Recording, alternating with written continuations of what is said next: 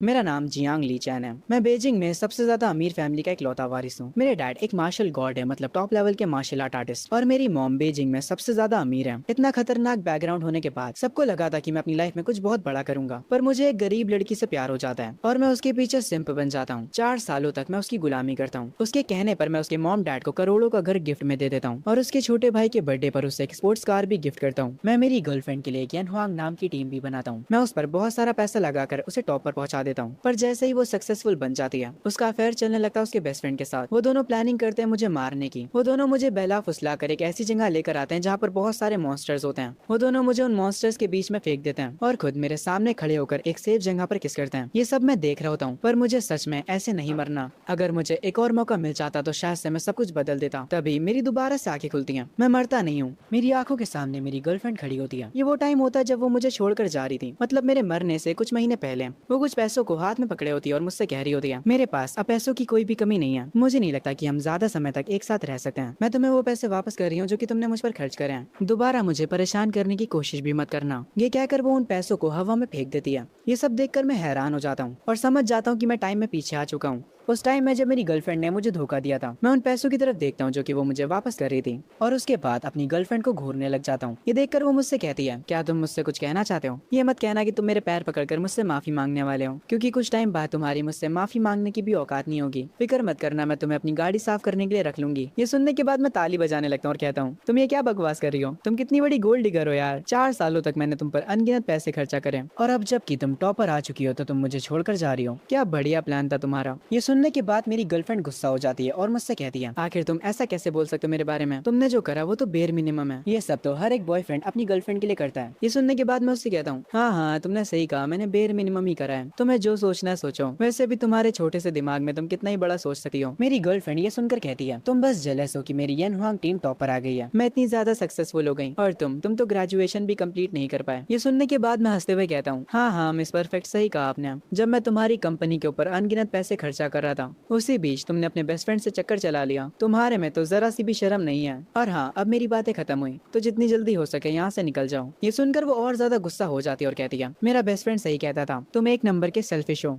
पता नहीं मैं इतने सालों तक तुम्हारे साथ कैसे रही। मैं उससे कहता हूँ, देखो मैं फालतू के ड्रामे में नहीं पड़ना चाहता। तुम्हें ब्रेकअप करना है ना, चलो करते हैं। मेरे ये बोलने के बाद वो गुस्से में यहाँ से जाने लगती है। जब वो यहाँ से जा रही होती तब मैं कहता हूँ, तो क्या हुआ अगर तुम्हारी यन हुआंग टीम टॉप पर है तो? उस कंपनी को मैंने ही बनाया है, तो अब मैं तुम्हें तुम्हारी औकात दिखाऊंगा। मेरी गर्लफ्रेंड दरवाजे के पास रुकर कहती है, मैं पार्टी के दिन सबके सामने बता दूंगी कि मैं तुमसे ब्रेकअप कर रही हूँ, तो उसके बाद कभी मुझे अपनी शक्ल मत दिखाना। ये कहकर वो यहाँ से चली जाती है। उसके जाने के बाद मैं विंडोज के पास आता हूँ, अपनी पॉकेट से अपना फोन निकालता हूँ और डायरेक्ट कॉल लगाता हूँ मेरी फैमिली के बटलर को। कॉल उठाते ही वो मुझसे पूछते हैं कि कौन बात कर रहा है। मैं उनसे डायरेक्ट कहता हूँ, अंकल फैंग, मुझे यान हुआंग टीम से अपनी सारी इन्वेस्टमेंट हटानी है और मैं चाहता हूँ जो घर मैंने मेरी बीवी की फैमिली को गिफ्ट करा था उन्हें उस घर से तुरंत निकाल दिया जाए। ये सुनने के बाद अंकल फैंग कहते हैं, यंग मास्टर आप दोबारा से इसके बारे में सोच लीजिए। यान हुआंग टीम को इनहेरिटेंस क्लेम करने की जरूरत पड़ेगी। ये सुनने के बाद मैं उनसे कहता हूँ, अंकल फैंग मैंने जैसा कहा है वैसा ही आप करिए। अंकल फैंग कहते हैं, अगर आप अभी टीम को डिसबैंड करते हैं तो आपका कजन जियांग फैंग उस टीम को खरीद लेगा। वो एक अमीर बिगड़ा हुआ लड़का है जिसे रिचेस्ट सीईओ जैसी मानवा काफी पसंद है। अगर वो जियांग फैमिली का मालिक बन गया तो सब कुछ बदल जाएगा। यंग मास्टर क्या आप अभी भी ये करना चाहेंगे? मैं उनसे कहता हूँ, हाँ मुझे खुद पर भरोसा है। ये सुनने के बाद वो कॉल काट देते हैं और कहते हैं, मुझे ये तो नहीं पता कि आप टीम को डिसबैंड क्यों कर रहे हैं, पर कुछ भी हो जाए मैं हमेशा आपके साथ हूँ। कॉल कटने के तुरंत बाद मैं सोचता हूँ शायद से अंकल फैंग सही कह रहे थे, पर मैंने भी सही फैसला किया है। मेरी गर्लफ्रेंड का नाम लिनवान है। लिनवान तुम्हारी वजह से मेरे सर में दर्द होने लगा है। जब मैं ये सारी बातें सोच रहा होता हूँ तभी मुझे एक आवाज सुनाई देती है, होस्ट की लाइफ के सारे डिसीजंस को स्कैन करा जा रहा है, मिलियन चॉइसेस सिस्टम को एक्टिवेट किया जा रहा है। तभी मेरे सामने एक सिस्टम स्क्रीन पॉपअप होती है। आखिर ये चीज है क्या? ये देखकर मैं काफी हैरान होता हूँ। वो सिस्टम मुझे कुछ ऑप्शंस देता है। ऑप्शन 1, मैं टीम को डिसबैंड ना करूँ और कुत्तों की तरह अपनी गर्लफ्रेंड से माफी मांगू, और इसके साथ मुझे एक टाइटल भी मिलेगा जो कि होगा बिग लूजर का। ऑप्शन 2 है कि मैं टीम को डिसबैंड कर दूं, इसके रिवॉर्ड में मुझे एक बेसिक गिफ्ट पैक मिलेगा। ऑप्शन 3 होता है कि मैं बस आराम करूं और अपनी लाइफ को मजे से एंजॉय करूं, और इसके रिवॉर्ड में मुझे मिलेगा सुप्रीम गिफ्ट पैक। ये देखकर मैं खुश हो जाता हूँ और कहता हूँ, मैं फालतू में मेहनत करने का सोच रहा था, सिस्टम तो चाहता है कि मैं आराम करूं और वो मुझे इसके बदले रिवॉर्ड्स भी देने को तैयार है। ये तो काफी अच्छी डील है। लिनवान, तुमने मेरी पिछली जिंदगी में मेरा फायदा उठाया था, पर इस बार मैं तुमसे हर एक चीज छीनने वाला हूँ। मैं सिस्टम से कहता हूँ, सिस्टम मैं थर्ड ऑप्शन को चूज करता हूँ। सिस्टम मुझसे कहता है, कांग्रेचुलेशन होस्ट, सबसे बेस्ट ऑप्शन चुनने के लिए आपको रिवॉर्ड में सुप्रीम गिफ्ट पैक दिया किया जा रहा है। मैं उस रिवॉर्ड को तुरंत ओपन करने के लिए कहता हूँ। उस रिवॉर्ड में मुझे सुप्रीम लेवल की केओस बॉडी मिलती है और मुझे सुप्रीम लेवल का वॉइड मिलता है। ये रिवॉर्ड मुझे इसलिए मिला होता है ताकि मैं अपने रूम में आराम करते हुए भी अपनी पावर को बढ़ा सकूं। अपनी पावर्स को बढ़ाने के लिए मुझे कोई भी मेहनत नहीं करनी है। ये देखकर मेरे चेहरे पर मुस्कान आ जाती है। मेरे डैड कहते थे कि वॉइड एक ऐसी टेक्निक है जिसको टॉप लेवल के मार्शल आर्ट आर्टिस्ट भी कंट्रोल नहीं कर सकते और मैंने इसे इतनी आसानी से पा लिया। और किससे पता मैं इस सिस्टम की मदद से सिर्फ आराम करते करते अपने लेजेंडरी डैड को सरपास कर दूं। और मेरा वो कजन जो कि अपनी स्किल्स पर इतना करता है, अब जबकि मुझे पावर्स मिल चुकी हैं तो मैं इजीली उसे अपने पैरों के नीचे ला सकता हूँ। ये सोचकर ही मैं हंस पड़ता हूँ। तभी मुझे अंकल फैंग का कॉल आता है। वो कहते हैं कि उन्होंने मुझे कोई वीडियो भेजी है और वो मुझे उसे तुरंत चेक करने के लिए बोलते हैं। मैं उनकी भेजी हुई वीडियो को देखने लगता हूँ। उस वीडियो में वो लिनवान के विला में गए होते हैं। लिनवान अंकल फैंग को थप्पड़ मारने वाली होती है पर अंकल फैंग उसका हाथ रोक लेते हैं। लिनवान कहती है चाहे जियांग यीचैन कुछ भी कर ले मैं उसके पास वापस नहीं आने वाली। पर अंकल फैंग उसको बताते हैं मैं आपको यहाँ पर वापस लेने नहीं आया हूँ। जिस विला में आप अभी रह रही हैं वो मेरे यंग मास्टर ने खरीदा था, इसीलिए अब वो चाहते हैं कि आप इस विला को छोड़कर यहाँ से चली जाएं। ये कहते हुए अंकल फैंग इस विला के डॉक्यूमेंट्स को लिनवान के मुंह पर मारते हैं। ये सुनने के बाद लिनवान कहती है अगर जियांग यीचैन को लग रहा है कि वो ये सब कर मुझे वापस पालेगा तो ये उसकी गलतफहमी है। मैं जल्द ही खुद ही यान हुआंग टीम को ज्वाइन करने वाली हूँ। जियांग यीचैन के बिना भी मैं काफी ऊपर तक जा सकती हूँ। मैं इस वीडियो को अपने फोन पर देख रहा होता हूँ। एक सेकंड के लिए मेरा मूड थोड़ा खराब होता है पर मैं अगले ही मोमेंट अपने लग्जरी विला में बैठकर खाना खा रहा होता हूँ। तभी मुझे यान हुआंग टीम के बॉस का कॉल आता है। उससे पता चल चुका होता है कि मैं टीम को डिसबैंड करने वाला हूँ। वो कॉल पर काफी परेशान लग रहा होता है और वो कहता है बॉस मुझे पता चला कि आप यान हुआंग टीम से अपना सारा इन्वेस्टमेंट हटा रहे हैं। हमारे सारे अकाउंट्स फ्रीज हो चुके हैं। आखिर आप ऐसा क्यों कर रहे हैं? मैं उससे कहता हूँ तो तुम्हें फाइनली अपने बॉस की याद आ गई। तुम्हें क्या लगता है कि मुझे तुम लोगों के बारे में नहीं पता? तुम लोग बस मेरा पैसा फालतू की चीजों में खर्चा करते हो। तुम लोग अच्छे अच्छे होटल्स में रुकते हो और सबसे महंगी ड्रिंक्स पीते हो और यहाँ तक कि मैंने सुना है कि तुम लोग मेरी बुराई भी करते हो। ये सुनने के बाद यान हुआंग टीम का बॉस कहता है आपकी बुराई हमारा एक मेंबर करता था और मैंने इसके बदले उसे कई बार सजा भी दी है। हम अभी इस सिटी की सबसे नंबर 1 टीम है।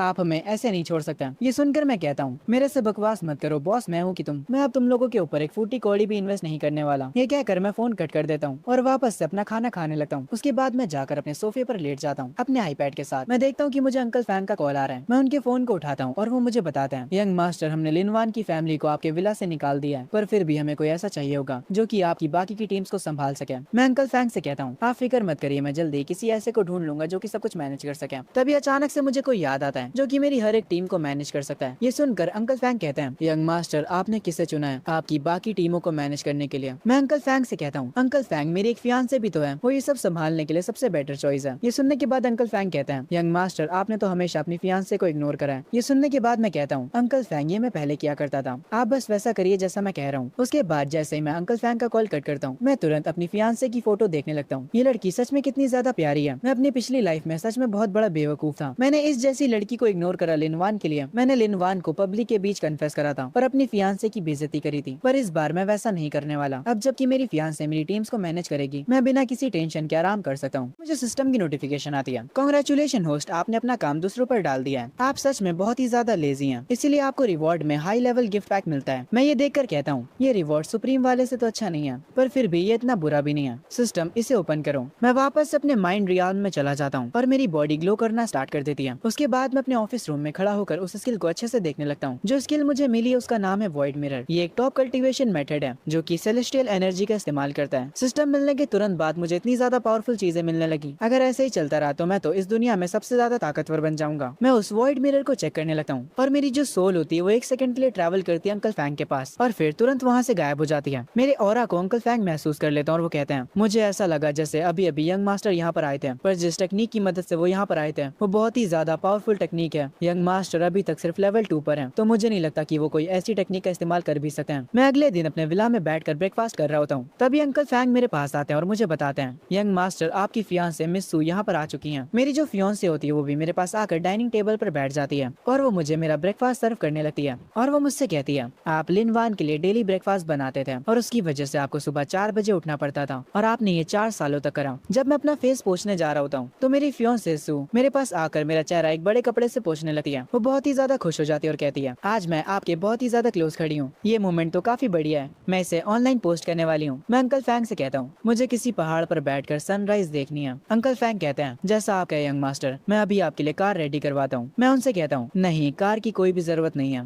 ये कहने के तुरंत बाद मैं अपनी टेलीपोर्टेशन वाली पावर को एक्टिवेट करता हूँ और तुरंत यहाँ से सू को लेकर टेलीपोर्ट हो जाता हूँ। ये देखकर अंकल फैंग शॉक में पड़ जाते हैं और वो कहते हैं क्या यंग मास्टर ने अभी अभी टेलीपोर्टेशन का इस्तेमाल करा? आखिर ये एबिलिटी इनके पास कहाँ से आई? तभी सीन वापस से एमसी के ऊपर शिफ्ट होता है। वो अपना नाश्ता पहाड़ों पर बैठकर कर रहा होता है और सामने से सूरज निकल रहा होता है। मैं सू से कहता हूँ, तुम्हें अब लिनवान के बारे में बात करने की कोई भी जरूरत नहीं है, तुम बस मुझसे बात करो। और हाँ, मैं चाहता हूँ कि तुम मेरी टीम्स को मैनेज करो, इसके बदले में मैं तुम्हें 10 बिलियन दूंगा। ये सुनने के बाद सू उदास हो जाती है और वो कहती है, क्या आप ये सब लिनवान के लिए कर रहे हो? मैं अपनी कुर्सी से उठकर उसके सर पर हाथ रखता हूँ और उससे कहता हूँ, नहीं, मैं लिनवान के लिए ये सब नहीं कर रहा हूँ। बस तुम मुझसे वादा करो कि तुम मेरी टीम्स को मैनेज करोगी, और अगर तुम ये करती हो तो उसके बाद मैं तुमसे शादी करने के बारे में सोचूंगा। ये सुनकर वो खुश हो जाती है। आगे मैं उसको लेकर हमारे कॉलेज में पहुंचता हूँ। आज रात हमारे कॉलेज में ग्रेजुएशन पार्टी है। मैं सू को लेकर आगे जाने लगता हूँ। तभी मेरी गर्लफ्रेंड का जो बेस्ट फ्रेंड है वो मुझ पर आकर चिल्लाने लगता है और वो कहता है, ओ जियांग ये चैन, तुम आखिर इतना लेट कैसे हो गए? मैंने तुमसे कहा था कि तुम आज वेन्यू सेट करने में हमारी मदद करोगे। इस बंदे को देखकर मुझे काफी गुस्सा आता है, क्योंकि मेरी पिछली जिंदगी में इसने मेरी गर्लफ्रेंड के साथ मिलकर मुझे मारा था, और यहाँ तक ये बंदा मेरे कजन के साथ भी मिला होता है। तभी मुझे वापस से सिस्टम की नोटिफिकेशन आती है। आपको सिस्टम से एक ऑप्शन मिलता है और वो ऑप्शन है आपको चेंग्यू को एक्सपेल करना है। इसके रिवॉर्ड में आपको अल्टीमेट लेजी गिफ्ट पैक मिलेगा। ये देखकर मैं अपने मन में कहता हूँ, मुझे इन कीड़े मकोड़ों की इस जिंदगी में परवाह नहीं है। मैं अंकल फैंग से कहता हूँ, अंकल फैंग, ये बंदा कुछ ज्यादा ही बोल रहा है, इसे चुप कराइए। सू मेरे साथ कुछ फोटोज लेना चाहती है। मैं नहीं चाहता कि ये लोग हमें डिस्टर्ब करें। मैं सू से कहता हूँ, चलो हम लोग आगे चलते हैं। और हाँ सू, इन कीड़े मकोड़ों के बारे में मत सोचना। जब मैं यहाँ से जाने लगता हूँ तब चेंग्यू मुझे रोकता है और चिल्लाते हुए कहता है, मैं स्टूडेंट काउंसिल का प्रेसिडेंट हूँ और वेन्यू सेट करना तुम्हारा काम था। पर ये सुनकर अंकल फैंग कहते हैं, पर अब यंग मास्टर ये चीज नहीं करना चाहते हैं, तो तुम कौन होते हो उन्हें उनका काम बताने वाले? तभी मुझे सिस्टम का नोटिफिकेशन आता है कि मुझे रिवॉर्ड में 1 बिलियन मिले हैं और उसके साथ ही 10,000 बैड लक के स्टिकर्स भी। ये स्टिकर्स मैं जिस पर भी लगाऊंगा उसके साथ हर एक चीज बुरी होगी। मैं ये रिवॉर्ड देकर खुश होता हूँ, क्योंकि ये स्टिकर्स को यूज करने में मुझे काफी मजा आने वाला है। मैं तुरंत एक स्टिकर का यूज करता हूँ और उसे चेंग्यू के ऊपर लगा देता हूँ। मैं सू के सर पर हाथ रखता हूँ और उससे कहता हूँ, तुम मेरे बारे में सोचकर परेशान मत हो, चलो यहाँ से चलते हैं और फोटोज लेते हैं। ये कहकर हम लोग वहाँ से निकल जाते हैं। तभी से शिफ्ट होता है मेकअप रूम में। सब लोग आज रात की ग्रेजुएशन पार्टी की तैयारी कर रहे होते हैं। तभी भागते हुए यहाँ पर चेंग्यू आता है। वो जल्दी से जाकर लिनवान को ढूंढता है और उससे कहता है, मैं जियांग यी चैन को लेने गया था पर उसके बॉडीगार्ड्स ने मुझे रोक दिया। जरा देखो तो उन लोगों ने मुझे मारा भी। लिनवान चेंग्यू का हाथ पकड़ती है और उससे कहती है, मुझे पता नहीं था कि जियांग यी चैन इतना कमीना है। उसने पहले मुझे और मेरी फैमिली को बुली करा और अब वो मेरे इतने प्यारे बेस्ट फ्रेंड को भी बुली कर रहा है। मैं उस जियांग यी चैन को छोड़ूंगी नहीं। ये सुनकर चेंग्यू के चेहरे पर एक अजीब सी मुस्कान आ जाती है और वो अपने मन में कहता है, जियांग यी चैन, बस तू आज रात का इंतजार कर। जब लिनवान सबके सामने तुमसे ब्रेकअप करेगी तब तुम उसके सामने रोने लगोगे और अपने घुटनों पर बैठकर उससे भीख मांगोगे,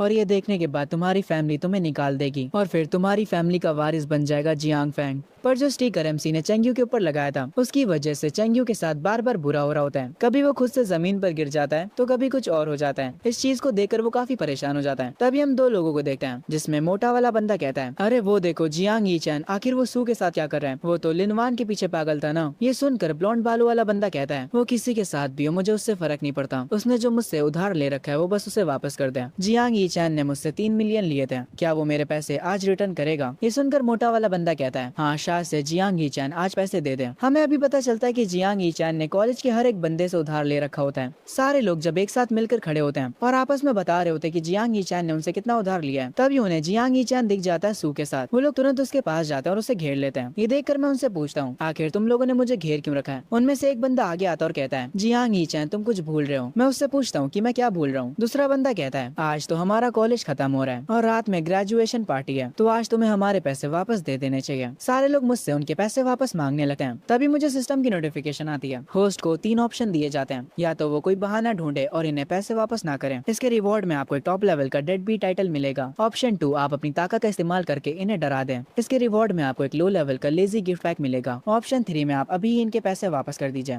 इसके रिवॉर्ड में आपको एक हाई लेवल का लेजी गिफ्ट पैक मिलेगा। ये सब देखकर मैं अपने मन में कहता हूँ, मैंने अपनी पिछली जिंदगी में हर एक पर्सन से उधार लिया था ताकि मैं उन पैसों को लिनवान पर खर्चा कर सकूं। अगर मैं अपनी फैमिली के पैसे यूज करता तो उन्हें तुरंत पता चल जाता और वो तुरंत मुझे फैमिली से निकाल देते। इसीलिए मैंने दूसरों से उधार लिया। अब जब मैं ये सब याद कर रहा हूँ तो सच में मैं कितना ज्यादा बेवकूफ हुआ करता था। और वैसे भी सिस्टम ने मुझे 10 बिलियन रिवॉर्ड में ऑलरेडी दे दिए हैं, तो मेरे पास पैसों की तो कोई कमी नहीं है। इनके पैसे मैं आराम से इनको वापस कर सकता हूँ। तभी मेरी फियोंसे सू आगे आती है और वो कहती है, तुम लोग मेरे यी चैन को परेशान मत करो, मैं तुम सबके पैसे तुम्हें अभी वापस करती हूँ। मैं सू का हाथ पकड़कर कहता हूँ, मुझे इन्हें बस थोड़े से पैसे वापस करना है, तुम्हें इसके बारे में सोचने की कोई भी जरूरत नहीं है। मैं ब्लॉन्ड बालों वाले बंदे के पास जाता हूँ और उससे कहता हूँ, मुझे मुझे अपना अकाउंट नंबर बताओ। और जैसे ही वो मुझे अपना अकाउंट नंबर देता है, मैं उसके बैंक में 30 मिलियन भेज देता हूँ। ये देखकर वो हैरान हो जाता है और वो कहता है, तुमने बस मुझसे 3 मिलियन लिए थे, तो तुम मुझे 30 मिलियन क्यों दे रहे हो? मैं उससे कहता हूँ, मैंने तुमसे पैसे लिए थे, तो इन पैसों को उनका इंटरेस्ट समझ लो। मैं एक एक करके सबके पैसे रिटर्न कर देता हूँ, जितने मैंने उनसे लिए थे उससे कई गुना ज्यादा। सबके पैसे वापस देने के बाद मुझे एक अलग किस्म की शांति मिलती है। सू मेरे पास आकर कहती है, मुझे पता है ये चैन, तुम्हें पैसे चाहिए ताकि तुम अपनी नई टीम बना सको।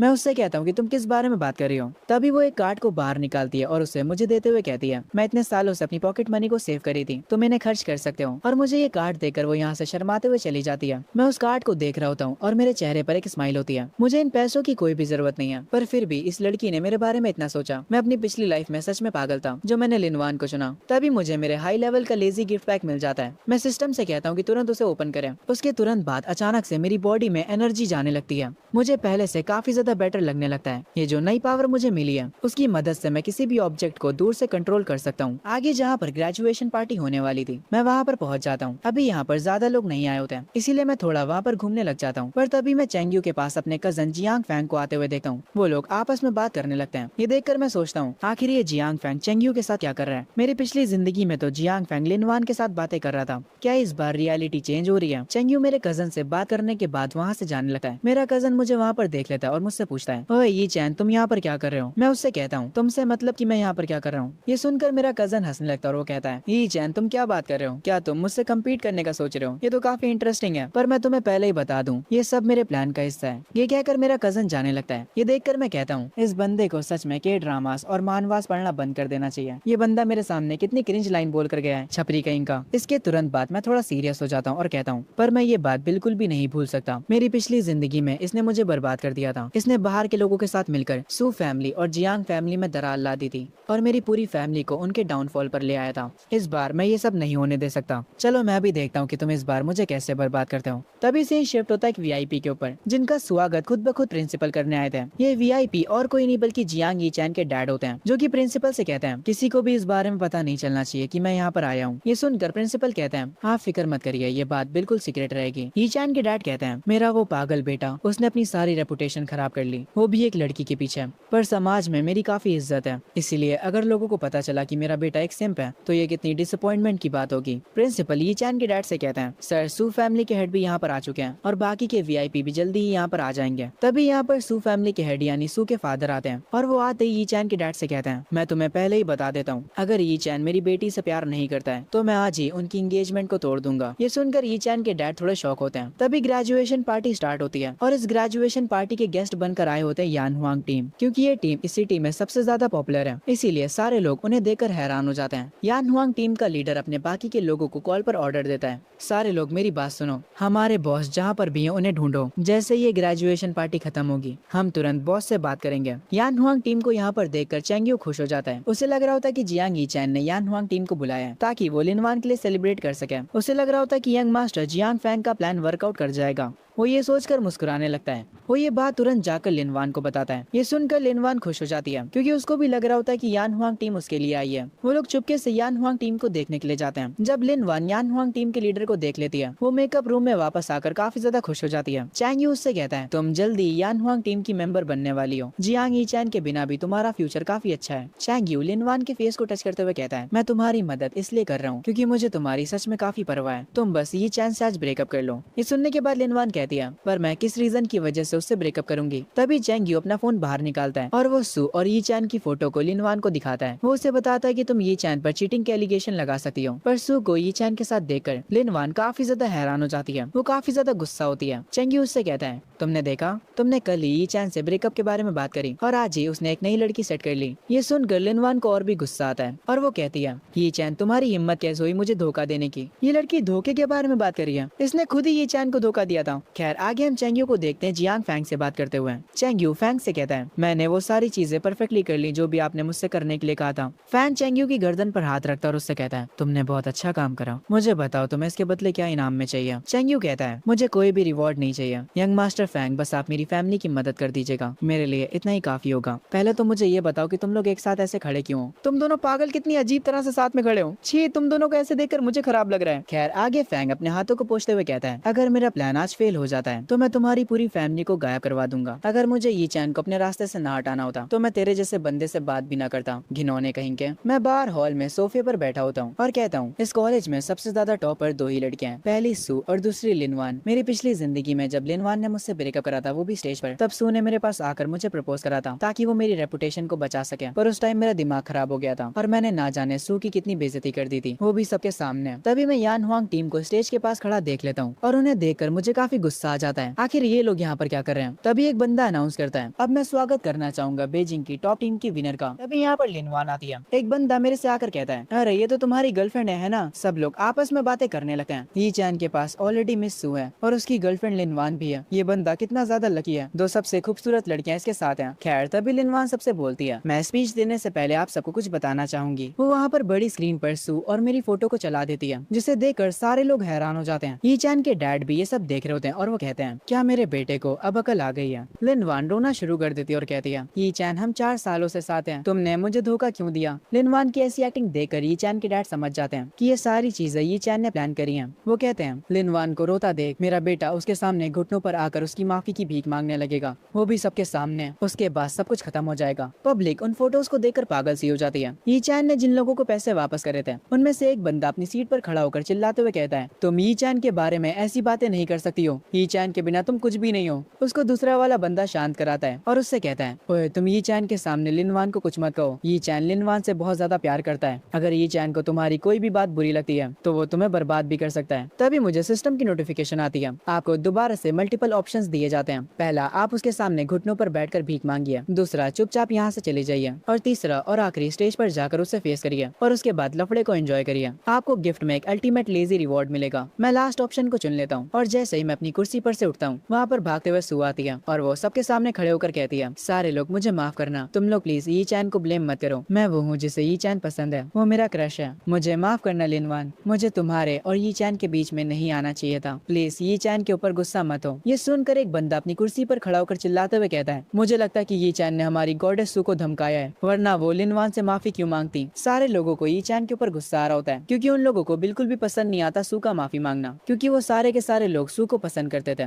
जो सू के फादर होते हैं वो वीआईपी रूम में बैठकर ये सब देख रहे होते हैं। वो काफी ज्यादा गुस्से में होते हैं, वो अपने चाय के कप तक को तोड़ देते हैं। ये चैन के डैड अपने मन में कह रहे होते हैं मेरे बेटे दोबारा से कोई गलत फैसला मत लेना, अगर तुमने अभी लिनवान का साथ दिया तो हमारी फैमिली और सू फैमिली के बीच दरार आ जाएगी। जब मैं सू को ये सारी बातें कहता हुआ सुनता हूँ मैं तुरंत उसकी तरफ स्टेज पर जाने लगता हूँ। सू को डर लगने लगता है और वो अपने मन में कह रही होती है ये चैन जरूर से मुझ पर गुस्सा होने वाला है, शायद से वो मुझे थप्पड़ भी मार दे। तभी पीछे से लिनवान कहती है रुक जाओ ये चैन, मैं 4 सालों तक तुम्हारे साथ रही हूँ और तुम सू के साथ मिलकर मुझे धोखा दे रहे हो। मैंने सच में एक गलत इंसान पर भरोसा कर लिया। ये चैन मेरी बात सुनो, मैं अभी तुमसे ब्रेकअप कर रही हूँ। मैं लिनवान के पास जाता हूँ और कोल्ड एक्सप्रेशंस के साथ उसे देकर कहता हूँ क्या तुम्हारी बकवास खत्म हुई। और उसके बाद उसे एक जोर का थप्पड़ मारता हूँ और इससे पहले कि वो रिएक्ट करे मैं उससे कहता हूँ तुम्हारी औकात कैसे हुई सू को खुद से कंपेयर करने की, टैलेंट और स्किल्स के मामले में वो तुमसे कई गुना आगे है, तुम्हें छोड़कर मैंने सही फैसला किया। ये सुनकर चैंग्यू और फैंग जो कि एक साथ खड़े होते हैं वो दोनों ही काफी शौक हो जाते हैं। आगे मैं लिनवान से कहता हूँ मुझे समझ आ गया कि तुम क्या करना चाहती हो, तुम सबके सामने इसलिए ऐसी एक्टिंग कर रही हो ताकि तुम मेरी रेपुटेशन को खराब कर सको, तुम कितनी खराब लड़की हो। ये सुनकर लिनवान को काफी गुस्सा आता है और वो कहती है तुमने मुझे सिर्फ इसलिए धोखा दिया क्योंकि सू एक अमीर फैमिली से बिलोंग करती है। मैंने इतनी मेहनत करी थी ताकि मैं यन हुआंग टीम में अपनी जगह बना सकूं और वो सब मैंने तुम्हारे लिए किया और तुमने क्या किया, तुमने मुझे धोखा दे दिया, तुम तो एक इंसान कहलाने के लायक भी नहीं हो। मैं लिनवान की बातों पर ध्यान भी नहीं देता और सू को लेकर स्टेज पर जाने लगता हूँ। लिनवान भी हमारे पास आकर खड़ी हो जाती है पर जो पब्लिक होती है वो ये सब सुनकर काफी ज्यादा गुस्सा हो जाती है, वो हमारे ऊपर सामान फेंकना शुरू कर देती है। तभी यहाँ पर एंट्री होती है यन हुआंग टीम की, जिन्हें देखकर सारे लोग शौक हो जाते हैं और शांत भी। वहाँ जितने भी लोग होते हैं वो सब खुश हो जाते हैं, उन्हें लग रहा होता है कि यन हुआंग टीम लिनवान के साथ है। सबको लग रहा होता है कि यन हुआंग टीम अभी ये चैन को सजा देगी। सारे लोग काफी खुश होते हैं। जैसे यन हुआंग टीम का लीडर स्टेज पर आता है लिनवान काफी खुश हो जाती है और वो उनके लीडर से जाकर कहती है आप सब लोग यहाँ पर मेरा साथ देने के लिए आए हैं ना। पर ये सुनकर लीडर कहता है हम तुम्हारा साथ क्यों देंगे, हमने तुम्हें कब का हमारी टीम से निकाल दिया है। ये सुनकर लिनवान को काफी ज्यादा गुस्सा आता है और वो चिल्लाते हुए कहती है तुम लोग मुझे टीम से कैसे निकाल सकते हो, मैंने टीम में आने के लिए 4 सालों तक मेहनत करी है और तुम मुझे इतनी आसानी से नहीं निकाल सकते हो। लिनवान काफी जोरों से रो रही होती है। यन हुआंग टीम का कैप्टन ये देखकर कहता है अब बस भी करो लिनवान। उसके बाद वो कैप्टन मेरे आगे घुटनों पर बैठ जाता है और मुझसे कहता है बॉस मैं यन हुआंग टीम का कैप्टन हूँ, हमने लिनवान को टीम से निकाल दिया है। यन हुआंग टीम के कैप्टन को यी चैन के सामने अपने घुटनों पर बैठा देख लिनवान काफी ज्यादा हैरान हो जाती है। मैं लिनवान के पास चलते हुए आता हूँ और उससे कहता हूँ हमेशा एक चीज याद रखना, अगर मैंने मैंने तुम्हें कुछ दिया है तो मैं उसे वापस छीन भी सकता हूँ। तुमने मेरी मदद को अपनी मेहनत का नाम दे दिया, तुम पागल वागल हो क्या।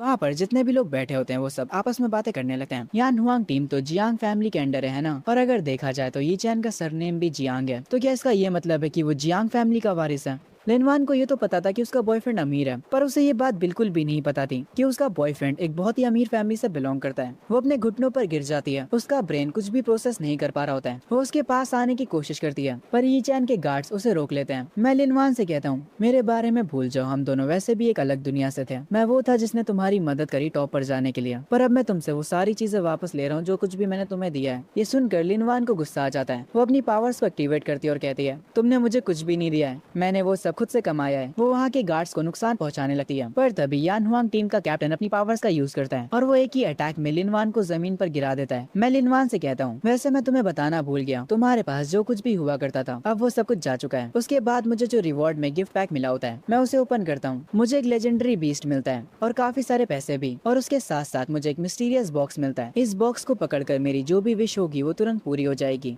जब मैं सू के पास खड़ा होकर उस बॉक्स को देख रहा होता हूँ तभी यान हुआंग टीम का कैप्टन कहता है, बॉस क्या आप हमें दोबारा से सपोर्ट कर सकते हैं। मैं ये सुनकर इरिटेट हो जाता हूँ और उससे कहता हूँ, आखिर मैं तुम लोगों जैसे आलसी बंदों की मदद क्यों करूंगा। पूरी यान हुआंग टीम मुझसे माफी मांगती है और एक और मौके की विनती करती है। ऐसा सीन अपने सामने देखने के बाद सारे लोग आपस में बातें करने लगते हैं। मैं इन्हें ऐसा करता देख और भी ज्यादा इरिटेट हो जाता हूँ और इनसे कहता हूँ, अगर बात लिनवान के सपनों की ना होती तो मैं तुम लोगों के ऊपर एक फूटी कौड़ी भी खर्च ना करता। मैं पागलों की तरह तुम लोगों पर पैसे लुटाए जा रहा था, पर तुम लोग मेरे पैसों से मेंशंस और फैंसी कार्स खरीद रहे थे और अमीरों वाले क्लब में मजे कर रहे थे। मेरी फैमिली हमेशा सबको बस एक ही मौका देती है, दोबारा हम किसी को भी मौका नहीं देते हैं, क्योंकि मैंने तुम्हारी टीम को बनाया था। इसीलिए अब मैं ऑफिशियली अनाउंस करता हूँ, यान हुआंग टीम को मैं डिसबैंड कर रहा हूँ। ये सुनने के बाद कैप्टन कहता है, बॉस इस बात को एक बार दोबारा सोच लीजिए, हम इस सिटी में नंबर 1 पोजीशन पर हैं। ये सुनने के बाद मैं कहता हूँ, तो मैं क्या करूँ। मैंने कहा तो यान हुआंग टीम डिसबैंड हो चुकी है, अब तुम सब यहाँ से जा सकते हो। मेरे ये कहते ही कैप्टन एटीट्यूड में आ जाता है और वो बोलता है, ये चैन हमारे बिना तुम अगली टीम लीग कैसे जीतोगे, तुम्हें जरूर से इसका पछतावा होगा।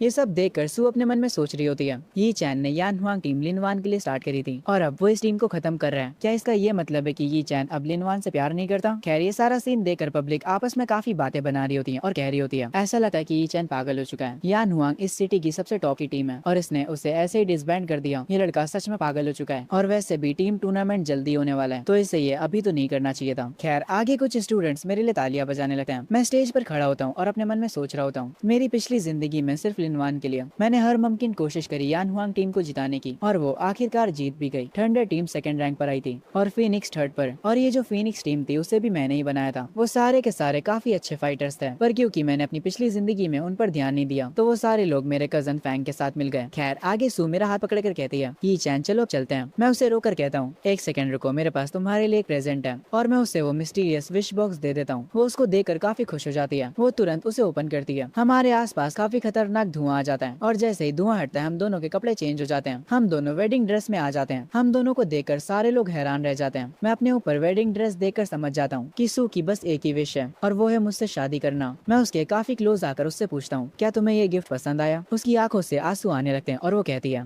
बहुत ज्यादा, मुझे ये बहुत ज्यादा पसंद आया। जो कुछ भी फैंग ने प्लान करा था उसका बिल्कुल उल्टा हो जाता है, इसीलिए वो काफी ज्यादा गुस्से में होता है। वो अपने एक आदमी को बुलाता है और उससे कहता है, चैंगयू की फैमिली को मेरे सामने से गायब कर दो, तुम लोग के पास सिर्फ 3 मिनट है। कुछ लोगों ने पहले से ही चैंगयू को मारकर उसे बेहोश कर दिया होता है और जैसे ही उन लोगों को फैंग से ऑर्डर मिलता है वो लोग तुरंत चैंगयू को उठाकर यहाँ से ले जाते हैं। आगे फैंग कह रहा होता है, ग्रेजुएशन टेस्ट 3 दिनों बाद है, चलो ये चैन देखते हैं जब तुम हारोगे तो फैमिली के बड़ों का क्या रिएक्शन होगा। खैर तभी सीन शिफ्ट होता है ये चैन के फादर और सू के फादर पर। सू के फादर ये चैन के फादर से कह रहे होते हैं, अगर तुम्हारा बेटा ग्रेजुएशन टेस्ट पास नहीं कर पाया तो मैं तुरंत एंगेजमेंट को तोड़ दूंगा। ये कहकर वो यहाँ से चले जाते हैं। ये चैन के डैड थोड़े परेशान होते हैं क्योंकि उनको अभी तक लग रहा होता है कि उनका बेटा सेकंड लेवल पर है, जबकि जो सू है वो लेवल 4 पर पहुंच चुकी है। वो अपने बेटे के लिए टेंशन ले रहे होते हैं। तभी वो अपने बटलर को कॉल करते हैं और उससे कहते हैं, जियांग फैमिली का जो ट्रेजर है जिसे मैं एक बहुत ही खतरनाक डंजन से लेकर आया था उसे मेरे पास लेकर आओ। वो बटलर ये चैन के डैड से कहता है, सर पर उस चीज के लिए आपने अपनी जान दांव पर लगाई थी और वही एक चीज है जिसका इस्तेमाल करके आप एक मार्शल गॉड बन सकते हैं। पर जो ये चैन के डैड होते हैं वो कहते हैं, उस आर्टिफैक्ट को मेरे बेटे को दे दो, उसे कुछ भी करके लेवल 3 तक पहुंचाओ ग्रेजुएशन टेस्ट से पहले। और ये कहकर वो कॉल कट कर देते हैं। तभी सीन शिफ्ट होता है सू और ये चैन के ऊपर। पर सू अपने हाथ में एक बॉक्स पकड़े होती है जिसके अंदर स्टार शेप में काफी सारे लेटर्स होते हैं। सू यी चैन को बताती है, मैंने ये सारे लेटर्स तुम्हारे लिए लिखे हैं। मैं 4 सालों से तुम्हारे लिए लेटर्स लिख रही थी। हर एक लेटर में तुम्हारे लिए एक मैसेज है और मैं उसे हर एक दिन लिखती थी।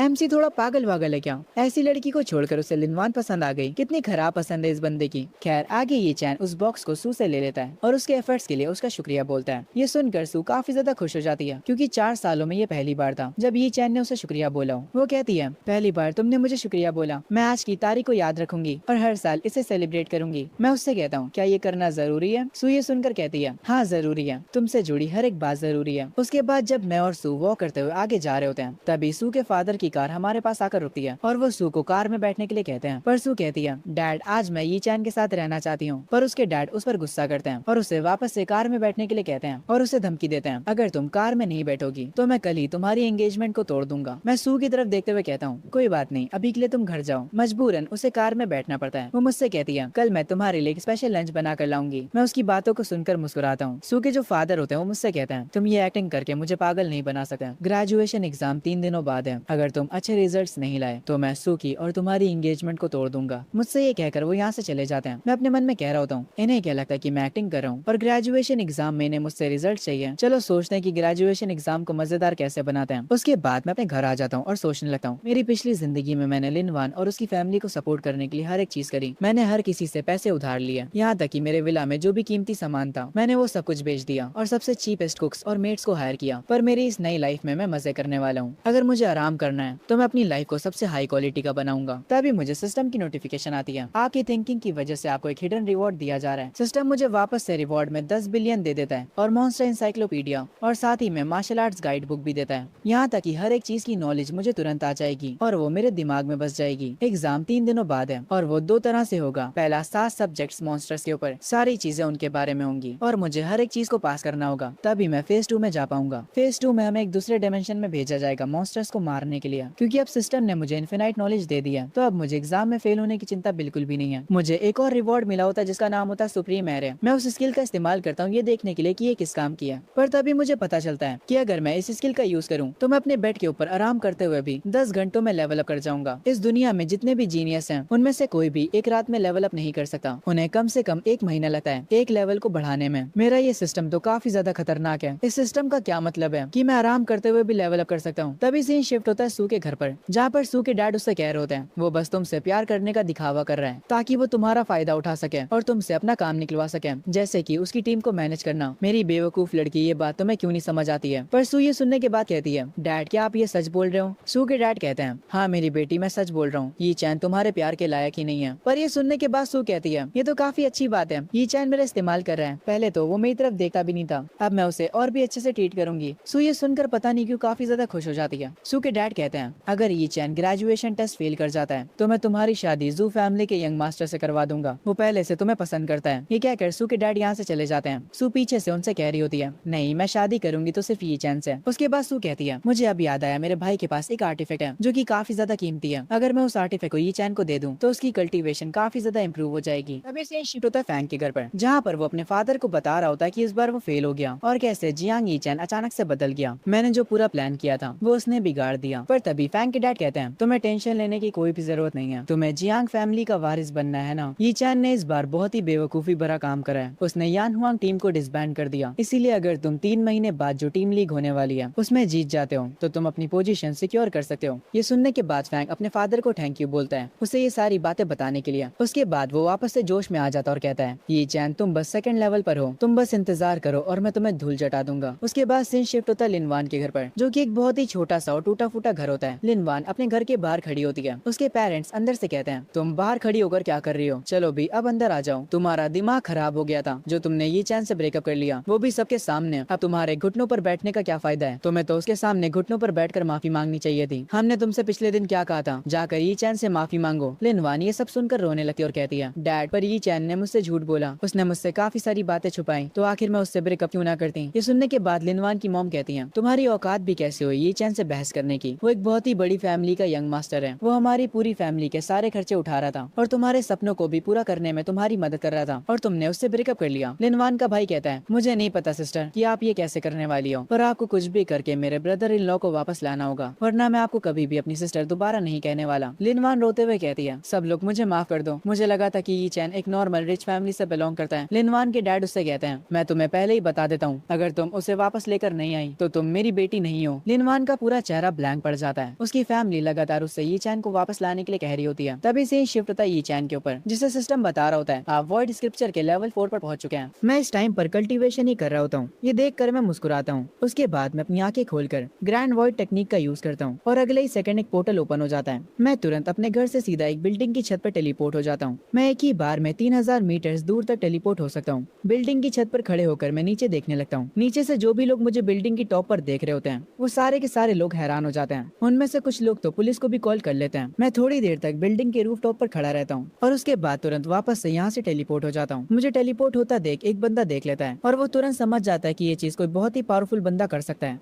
तभी जब मैं अपने घर वापस आता हूँ मैं देखता हूँ सू मेरे लिए नाश्ता बनाकर लाई है। मैं सू से कहता हूँ, तुम्हें रोज रोज ये करने की कोई भी जरूरत नहीं है, मैंने एक बहुत ही अच्छी शेफ टीम को हायर किया है, वो लोग ये सब संभाल लेंगे। पर ये सुनकर सू की आंखों में आंसू आ जाते हैं और वो कहती है, नहीं तुम ऐसा नहीं कर सकते, आखिर नाश्ते के बहाने ही तो मैं तुम्हें देखने आ जाती हूँ, अगर कोई दिन मैं तुम्हें ना देख पाऊँ तो मैं तो पागल ही हो जाऊंगी। मैं उससे कहता हूँ ठीक है मैं समझ गया। ये सुनकर वो काफी ज्यादा खुश हो जाती है और मुझसे कहती है, आज से मैं ही तुम्हारे लिए नाश्ता बनाकर लाऊंगी और वो भी हमेशा के लिए। तभी अंकल फैंग मेरे पास भागते हुए आते हैं और मुझसे कहते हैं, यंग मास्टर बाहर काफी बड़ी भीड़ लगी हुई है, काफी सारे वर्कर्स और शेफ बाहर खड़े हुए हैं, वो सब कह रहे हैं कि आपने उन्हें हायर किया है। मैं ये सुनकर कहता हूँ, उन लोगों से कहो कि मेरा इंतजार करें, मैं थोड़ी देर में आता हूँ। अंकल फैंग कहते हैं, कुछ ही दिनों में आपके एग्जाम शुरू होने वाले हैं, आप और ज्यादा आराम नहीं कर सकते हैं। थोड़ी देर बाद मैं सोफे पर बैठा होता हूँ और एक लड़की मेरा मसाज कर रही होती है और मैं कह रहा होता हूँ, अमीर आदमी ऐसे ही जिंदगी गुजारते हैं और ऐसे आराम करते करते मैं लेवल अप भी कर रहा हूँ। मेरे फिजिकल स्टेट्स काफी ज्यादा बढ़ चुके हैं और रिवॉर्ड के तौर पर मुझे एक डिवाइन बीस्ट भी मिल चुका है। जब मैं अपने डिवाइन बीस्ट के साथ बैठा होता हूँ मुझे अंकल फैंग और सू देख लेते हैं।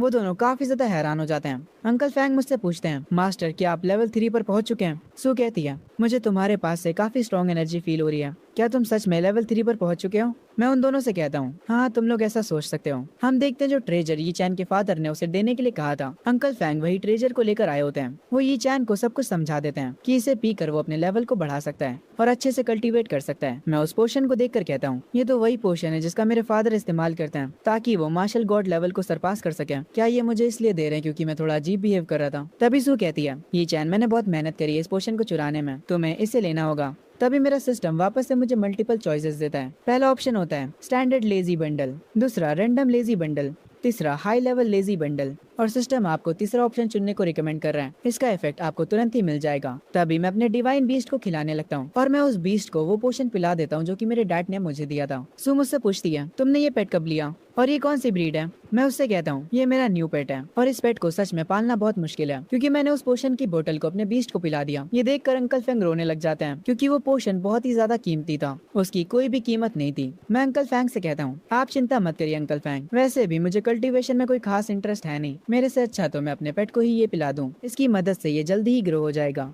तभी जब मैं अपने रूम में होता हूँ मुझे सिस्टम का रिवॉर्ड मिल जाता है और सिस्टम मुझे एक ऐसे फिशिंग रॉड रिवॉर्ड में देता है जिसकी मदद से मैं कहीं पर भी फिशिंग कर सकता हूँ। और जब मैं इस फिशिंग रॉड का इस्तेमाल करूंगा फिशिंग करने के लिए तो मुझे सिर्फ मछलियां ही नहीं बल्कि कुछ भी मिल सकता है। ये फिशिंग रॉड मुझे काफी ज्यादा कूल लगती है। तभी हम देखते हैं यी चैन के डैड उसके विला में आते हैं। अंकल फैंग उन्हें बताते हैं कि यंग मास्टर अभी घर पर नहीं है। यी चैन के डैड पूछते हैं, आखिर वो कहाँ पर गया हुआ है? अंकल फैंग बताते हैं, यंग मास्टर मिस सू को लेकर फिशिंग करने गए हैं। ये सुनते यी चैन के डैड गुस्से में घर को ही तोड़ देते हैं। घर की एक पूरी वॉल उनकी ओवरवेलमिंग पावर से टूट जाती है और वो कह रहे होते हैं, मैंने किस लेजी लड़के को वो पोशन दे दिया। पर तभी अंकल फैंग डरते हुए बताते हैं, दरअसल बात यह है कि आपने जो पोशन दिया था यंग मास्टर ने उसे अपने पेट को पिला दिया है। ये सुनते यी चैन के फादर के दिल में दर्द होने लगता है, उनकी तबीयत खराब हो जाती है। अंकल फैंग तुरंत आकर उन्हें पकड़ लेते हैं। तभी यी चैन के डैड जब घर के थोड़ा और अंदर जाते हैं तब उन्हें घर के अंदर बहुत सारे वर्कर्स दिखते हैं। वो अंकल फैंग से पूछते हैं कि ये यहाँ पर क्यों है। अंकल फैंग बताते हैं, यंग मास्टर पूरा टाइम आराम करते रहते हैं। यंग मास्टर ने 30 बिलियन खर्चा कर दिए हैं दोबारा से इस विला को बनाने के लिए। ये सुनते यी चैन के डैड और भी गुस्सा हो जाते हैं और वो कहते हैं, जब वो कमीना घर वापस आएगा तो उसे बता देना कि अगर वो ग्रेजुएशन पास नहीं कर पाता है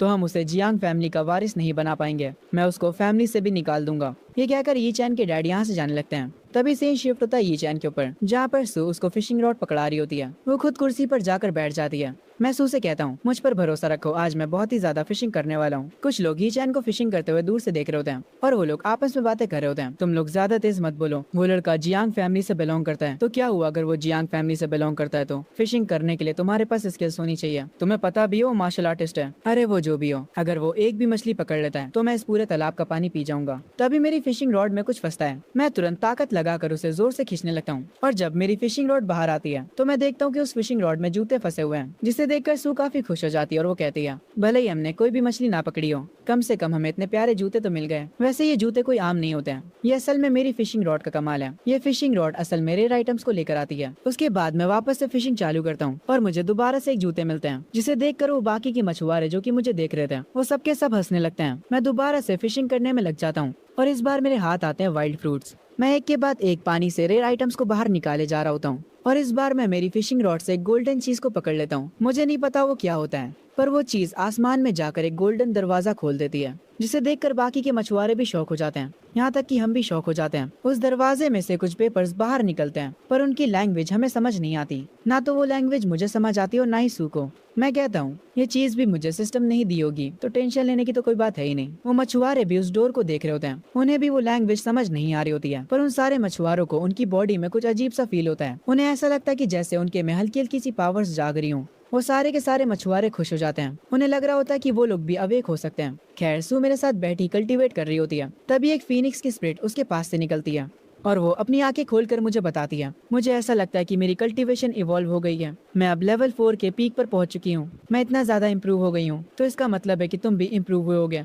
पर मैं सू से कहता हूँ, नहीं मेरे साथ कुछ ऐसा नहीं हुआ। सू मुस्कुराते हुए कहती है, कोई बात नहीं, तुम कितनी सारी पावरफुल चीजें कर सकते हो। तुम पहले से ही काफी अमेजिंग हो। मैं तुमसे काफी ज्यादा इम्प्रेस हो चुकी हूँ। मैं ये सुनकर मुस्कुराता हूँ। मैं फिशिंग रॉड को वापस से स्टोरेज में रख लेता हूँ और सू से कहता हूँ, तुम कितनी प्यारी बातें करती हो। हमने आज के लिए बहुत ज्यादा फिशिंग कर ली है, तो चलो अब घर वापस चलते हैं। तभी सीन शिफ्ट होता है सू के घर पर। टीवी पे उसी नदी की न्यूज चल रही होती है जहाँ पर यी चैन फिशिंग करने के लिए गया था। जो गोल्डन डोर वहाँ पर ओपन हुआ था, उसकी वजह से काफी सारे लोग अवेक हो जाते हैं। इसी न्यूज को देखकर सू के फादर कहते हैं, काफी सारे कल्टीवेटर्स का लेवल बढ़ चुका है उस डोर के कांटेक्ट में आकर। अगर मैं भी उस डोर के पास होता तो शायद से मैं मार्शल गॉड के लेवल तक पहुंच जाता। तभी यहाँ पर सू आ जाती है और वो आते ही अपने डैड से कहती है, डैड मैं यी चैन के घर से खाना खाकर आई हूँ। मैं अपने कमरे में जा रही हूँ, इसलिए मुझे डिस्टर्ब मत करिएगा। उसके डैड उसे रुकने के लिए बोलते हैं और उससे कहते हैं, तुम वहीं पर रुक जाओ। मैंने सुना है कि तुम अभी तक यी चैन के साथ घूम रही हो और उसी की वजह से तुम अपनी कल्टीवेशन की प्रैक्टिस भी नहीं कर पा रही हो। खैर आगे सिस्टम मुझसे कहता है, कांग्रेचुलेशन होस्ट, आप लेवल 4 पर पहुंच चुके हैं। अब आपकी वॉइड टेक्निक काफी ज्यादा एडवांस हो चुकी है। आपकी बॉडी को और भी ज्यादा पावरफुल बना दिया गया है। जैसे ही सिस्टम मुझे ये बताता है, मैं तुरंत से अपनी शर्ट को ऊपर करके अपनी बॉडी को देखता हूँ। मेरी बॉडी के ऊपर किसी भी तरह के अटैक्स का असर नहीं हो रहा था। इसका मतलब है कि अब मुझे किसी भी चीज से खतरा नहीं है। उसके बाद मैं अपने घर से एक बहुत दूर की बिल्डिंग पर टेलीपोर्ट करता हूँ और इस बार मैं 10,000 मीटर दूर तक टेलीपोर्ट हुआ हूँ, जो कि पिछले लेवल से 3 गुना ज्यादा है। अगर मेरे पास ऐसी पावर्स मेरी पिछली जिंदगी में होती तो शायद से मैं तब भी सिंप होता। मैं अपने घर पर आकर खुद को एक थप्पड़ मारता हूँ और अपने आप को याद दिलाता हूँ, मैं अब कोई सिंप नहीं हूँ। मुझे अब बस अपनी लाइफ एंजॉय करने पर फोकस करना चाहिए। तभी सीन शिफ्ट होता है यी चैन के पेरेंट्स पर। उसकी मॉम यी चैन के डैड से कहती है, आखिर आप यी चैन के ग्रेजुएशन टेस्ट में क्यों नहीं आना चाहते? जिस पर यी चैन के डैड कहते हैं, नहीं मैं वहाँ पर नहीं जाने वाला। वहाँ पर जू फैमिली और होजोंग फैमिली के लीडर्स भी होंगे। वो बस मेरे बेटे को हारते हुए देखना चाहते हैं ताकि वो लोग मेरा मजाक बना सके, और अगर ऐसा होता है तो मैं उस मजाक को बर्दाश्त नहीं कर पाऊंगा। यी चैन की मॉम कहती है, पर फिर भी वो हमारा बेटा है तो मैं तो जरूर जाऊंगी उसके ग्रेजुएशन टेस्ट में। ये सुनकर यी चैन के डैड कहते हैं, हाँ ठीक है तुम चली जाना। जैसे ही ग्रेजुएशन टेस्ट के रिजल्ट आएंगे तो फिर हम जियांग फैंग को फैमिली का हेड बना देंगे। जियांग फैंग वही एमसी का कजन। तभी सीन शिफ्ट होता है वापस से एमसी के ऊपर। वो आराम करते करते 5वें लेवल तक पहुंच चुका होता है और अब वो हर एक चीज का मास्टर बन चुका है। वो ये देखकर काफी ज्यादा खुश होता है। वो अपने सारे स्टेट्स को चेक करता है और उसके सारे स्टेट्स ओवर पावर्ड हो चुके होते हैं। ये देखकर एमसी कहता है, पिछली बार मैं सिर्फ लेवल 2 तक पहुंच पाया था और इस बार टाइम में पीछे आने के बाद कुछ ही दिनों में मैं लेवल 5 पर पहुंच गया। एमसी बालकनी के पास जाकर कुछ पंचेस थ्रो करता है हवा में और उन पंचेस की पावर से एक पेड़ टूट जाता है। ये देखकर एमसी खुश हो जाता है। उसके बाद अगली सुबह मैं सू को लेकर कॉलेज आया होता हूँ। वो मुझे इतना बदला हुआ देखकर मुझसे कहती है, तुम आजकल काफी ज्यादा बदले हुए लग रहे हो। ये सुनकर मैं उससे कहता हूँ, कभी कभी बदलना जरूरी होता है। जब मैं और सू कॉलेज के गेट के पास होते हैं तभी वहाँ पर आकर लिनवान हमें रोक लेती है और वो आते ही मुझसे कहती है, क्या तुम सू के साथ इसलिए घूम रहे हो क्योंकि तुम मुझे जेलस कराना चाहते हो? मैं मानती हूँ कि मैंने ग्रेजुएशन पार्टी में कुछ ज्यादा ही बोल दिया था, पर तुम तुम भी पूरी तरह से सही नहीं थे, तुम्हारी भी गलती थी। मैं तुमसे माफी मांगने आई हूँ, इसीलिए मुझे माफ कर दो। तुम भी मुझसे माफी मांगो, और अगर तुम ऐसा करते हो तो शायद से मैं तुमसे पैचअप कर लूँ। ये सुनकर मैं इरिटेट हो जाता हूँ। तुम पागल हो गई हो क्या? लिनवान को ऐसा करते देख वहाँ पर जितने भी स्टूडेंट्स होते हैं वो आपस में बात करने लगते हैं। ये लिनवान में इतनी ज्यादा हिम्मत कहाँ से आ रही है? ये अभी भी यंग मास्टर जियांग को परेशान कर रही है। ये लड़की कितनी ज्यादा गिरी हुई है। उन सब की बातें सुनकर लिनवान को गुस्सा आता है और वो चिल्लाते हुए मुझसे कहती है, आखिर तुम कुछ बोल क्यों नहीं रहे? मैंने ऑलरेडी तुमसे माफी मांग ली है, तो अब ज्यादा अकड़ो मत। तभी मुझे सिस्टम दोबारा से मल्टीपल चॉइसेस देता है। पहला ऑप्शन, मैं लिनवान को माफ कर दूं और उसके साथ वापस से रिलेशनशिप में आ जाऊं। इसके रिवॉर्ड में मुझे एक लूजर का टाइटल मिलेगा। ऑप्शन 2, मैं इसे इग्नोर कर दूं और सू को लेकर यहाँ से चला जाऊं। इसके रिवॉर्ड में मुझे एक लो लेजी रिवॉर्ड मिलेगा। और ऑप्शन 3 है, मैं लिनवान की काफी अच्छी तरह से बेइज्जती करूं और उसके बाद यहाँ से जाऊं। इसके रिवॉर्ड में मुझे प्रीमियम लेजी गिफ्ट पैक मिलेगा। मैं ऑप्शन 3 को तुरंत चुन लेता हूँ और उसके बाद मैं सू का हाथ पकड़ता हूँ। लिनवान से कहता हूँ, सू अपने घर की बड़ी बेटी है, तुम तो इसकी तरह सुंदर भी नहीं हो। ये टैलेंट के मामले में भी तुमसे कई गुना आगे, और इसकी फैमिली काफी ज्यादा अमीर भी है। तुम सू के आगे कुछ भी नहीं हो। लिनवान रोना शुरू कर देती और कहती है, पर तुमने तो कहा था कि तुम मुझसे हमेशा प्यार करने वाले हो। मुझे इस लड़की पर थोड़ा गुस्सा आता और मैं अंकल फैंग से कहता हूँ, अंकल फैंग, मेरी तरफ से इस लड़की को 2 थप्पड़ मारी है। ये लड़की कुछ ज्यादा ही बोल रही है। ये सुनकर अंकल फैंग थोड़े हैरान होते हैं और वो कहते हैं, यंग मास्टर, क्या आप सच में चाहते हैं कि मैं इसे थप्पड़ मारूं? मैं अंकल फैंग से कहता हूँ, हाँ मैं यही चाहता हूँ। इस लड़की की औकात कैसे हुई मेरी फियांसे से कम्पीट करने की? अंकल फैंग लिनवान के पास जाकर उसे एक जोर का थप्पड़ मारते हैं। वहाँ पर जितने भी लोग खड़े होते हैं वो सब कहते हैं, लिनवान तुम इसी लायक हो, तुम्हारे साथ तो ऐसा ही होना चाहिए था। सब लोग लिनवान के ऊपर हंस रहे होते हैं। लिनवान रोते हुए कहती है, तुम दोनों को जरूर से इसका पछतावा होगा, और सू तुम्हें ये चैन बस इस्तेमाल कर रहा है ताकि वो मुझे जेलस फील करा सके। खैर, मैं और सू उसकी बातों पर ध्यान नहीं देते हैं। सू मुझसे कहती है, एग्जाम शुरू होने में बस आधा घंटा बचा है। मैं सू के सर पर हाथ रखकर उससे कहता हूँ, तो मैं तुम्हारे एग्जाम के लिए गुड लक। तभी थोड़ी देर बाद सिस्टम मुझे बताता है, कांग्रेचुलेशन होस्ट, रिवॉर्ड क्रेडिट हो चुका है। आपको फंड्स में 10 बिलियन मिले हैं और साथ ही में 10,000 स्टार फ्रूट्स भी। स्टार फ्रूट्स में प्योर स्टार एनर्जी है। अगर आप इन्हें खाते हैं तो आपकी फिजिक काफी ज्यादा बूस्ट हो जाएगी और आपका लेवल भी काफी तेजी से बढ़ेगा। मैं उस स्टार फ्रूट को अपने डिवाइन बीस्ट को खिला देता हूँ और अब मेरे डिवाइन बीस्ट को बस थोड़ा सा ही लेवल अप करना है। उसके बाद उसकी बीस्ट स्किल अनलॉक हो जाएगी। खैर, मेरा भी एग्जाम शुरू होने वाला होता है। टीचर हम सबको बता रही होती है, तुम लोगों का ये एग्जाम ऑनलाइन होगा। अगर तुम लोग गलती से भी चीटिंग करने के लिए एआई का इस्तेमाल करते हो तो तुम्हें तुरंत एग्जाम से बाहर निकाल दिया जाएगा। और हाँ, अब तुम लोगों का एग्जाम शुरू होता है। पहले तो मैं सोचता हूँ कि मैं इस एग्जाम में टॉप स्कोर करूंगा, पर तभी सिस्टम मुझे एक ऑप्शन देता है। पहला होता है कि मैं अच्छे से मेहनत करूँ और अच्छे नंबर्स लाऊं, और दूसरा ऑप्शन वो होता है जिसे खुद ब खुद सिस्टम रिकमेंड करता है। मैं टेस्ट को सीरियसली ना लूं और उसे पूरा खाली छोड़ दूं, बस पास होने भर के नंबर्स ले आऊं, क्योंकि इस ऑप्शन को चुनने पर मुझे एक अच्छा रिवॉर्ड मिल रहा होता है। इसीलिए मैं बिना किसी देरी के इस ऑप्शन को चुन लेता हूँ और उसके बाद मैं क्वेश्चन पेपर पर आंसर लिखना शुरू कर देता हूँ। मुझे बस पासिंग मार्क्स लाने थे। मैं आधे घंटे में सारे क्वेश्चंस को सॉल्व कर लेता हूँ और उसके बाद मुझे सिस्टम की नोटिफिकेशन आती है, कांग्रेचुलेशन होस्ट, आपने 100 लेजी पाथ चुन लिया है। इसके बदले आपको सुप्रीम लेजी गिफ्ट पैक मिला है। मैं ये देखकर खुश होता हूँ और सिस्टम से कहता हूँ कि गिफ्ट को तुरंत ओपन किया जाए। सिस्टम मुझे एक ब्लैक गॉड आर्मर देता है और उसके बाद फंड्स में 10 बिलियन दोबारा से, और उसी के साथ में 1 lakh top tier solid element pills.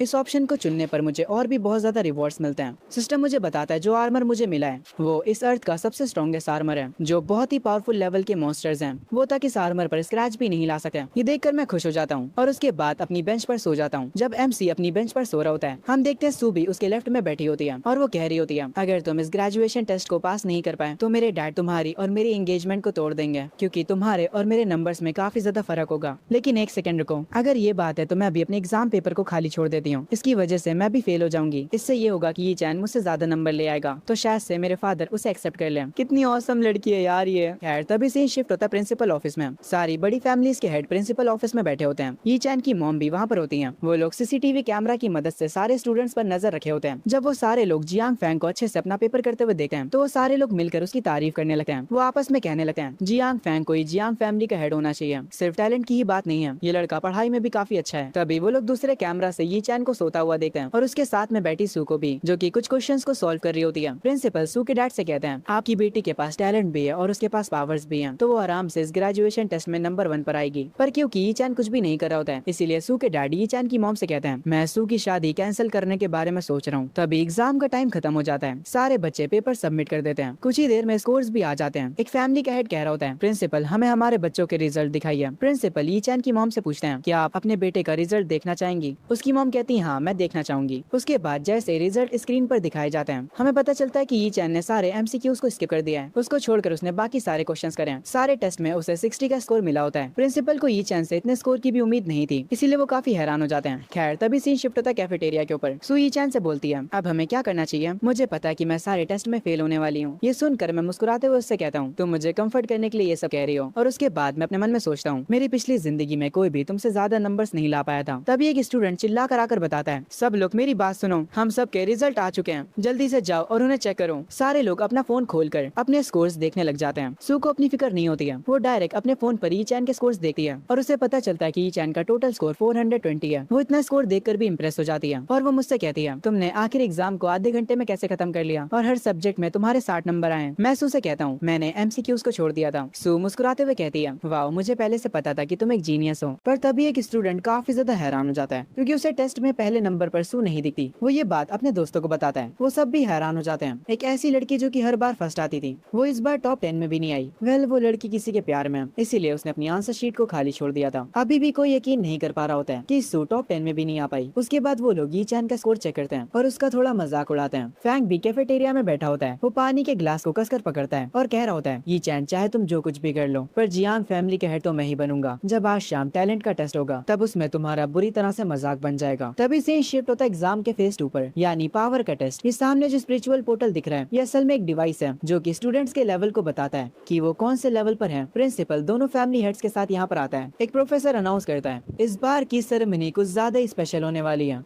हमने हमारी कंट्री के 5 मार्शल गॉड्स में से एक मार्शल गॉड को बुलाया है और वो है सू फैमिली के हेड और उनके साथ में आई हैं जियांग फैमिली की मिसेस मिस शिन। इन दो बहुत ही फेमस लोगों को देखकर सारे स्टूडेंट शॉक हो जाते हैं। एक बंदा कहता है अगर मार्शल गॉड ने मुझे नोटिस कर लिया तो मेरी लाइफ तो सेट हो जाएगी। पर उसका दोस्त तुरंत उसे ख्यालों से निकालते हुए कहता है ओए सपने देखना बंद करो, सू फैमिली के हेड सिर्फ और सिर्फ अपनी बेटी को देखने के लिए आए, वो तो तुम पर ध्यान भी नहीं देंगे। खैर एक प्रोफेसर कहता है इससे पहले कि हम टैलेंट सेरेमनी को शुरू करें मैं रूल्स बता देता हूँ। सारे स्टूडेंट्स एक एक करके स्टेज पर आएंगे और जो स्पिरिट स्टोन यहाँ पर रखा हुआ है वो तुम्हारे टैलेंट को चेक करेगा। अगर तुम्हारा लेवल 3 से नीचे हुआ तो तुम दूसरे डिमेंशन में जाकर मॉन्स्टर्स को मारने के बारे में सोचना भी मत। इसके बाद एक प्रोफेसर अनाउंस करता है पहला नंबर है मिस सू का, उसके बाद चिंग चैन का, फिर जियांग फैंग, फिर लिन वान और फिर टैंगलोंग। सू मुझे एक आर्टिफैक्ट देते हुए कहती है मैं पहले जा रही हूँ, तुम इस आर्टिफैक्ट को रख लो, ये एक लोकेशन डिवाइस है। जब हम लोग मॉन्स्टर अरेना में कदम रखेंगे तो इसकी मदद से मैं तुरंत तुम्हें ढूंढ लूंगी। मैं उससे कहता हूँ हाँ मैं तुम्हारा इंतजार करूंगा। उसके बाद सू उस स्पिरिट स्टोन के पास जाती है और वो स्टोन सू को बताता है आप लेवल 4 के पीक पर हो, आपने टेस्ट पास कर लिया है। सू के बाद जितने भी लोग आते हैं वो सारे के सारे पास हो जाते हैं। उसके बाद लिन वान भी आती है और वो भी लेवल 4 पर होती है, पर वो सू के आगे थोड़ी कमजोर होती है क्योंकि वो लेवल 4 के पहले स्टेज पर है। पर जो स्टूडेंट्स होते हैं वो सबसे ज्यादा शौक होते हैं सू के लेवल को देखकर क्योंकि पिछले ही महीने वो लेवल 4 की हुई थी और इतनी जल्दी वो लेवल 4 के पीक पर पहुंच गई। सब लोग कह रहे होते हैं कि सू काफी ज्यादा लकी है क्योंकि वो ट्रिपल एस मार्शल टैलेंट के साथ पैदा हुई थी। ज्यादातर स्टूडेंट्स इस टेस्ट को पास कर लेते हैं। उसके बाद प्रोफेसर स्टेज पर मुझे बुलाता है। इस प्रोफेसर ने मुझे सबसे आखिरी में बुलाया और मैं इसका मतलब समझ चुका हूँ। ये मुझे हारते हुए देखना चाहते हैं ताकि ये लोग मिलकर मेरा मजाक बना सके। तभी मुझे सिस्टम से दोबारा से एक लेजी ऑप्शन मिलता है। पहला ऑप्शन मैं वॉइड मिरर को ऑफ कर दूं और अपनी असली ताकत सबसे छुपाऊं। ऑप्शन 2 इस टेस्ट को छोड़कर चले जाओ और घर जाकर आराम करो। ऑप्शन 3 अपनी पावर्स को 90% कम कर लो ताकि तुम ये टेस्ट पास भी कर जाओ और लोग तुम्हारा मजाक भी ना बनाए। इसके बदले रिवॉर्ड में आपको एक एडवांस लेजी गिफ्ट पैक मिलेगा। मैं अपनी मॉम की तरफ देखता हूँ और फैसला करता हूँ अगर मैंने अपनी असली पावर रिवील कर दी तो मेरी फैमिली सारी रिस्पॉन्सिबिलिटीज मुझ पर डाल देगी और अगर सच कहूँ तो मुझे बिल्कुल भी रिस्पॉन्सिबिलिटीज नहीं उठानी।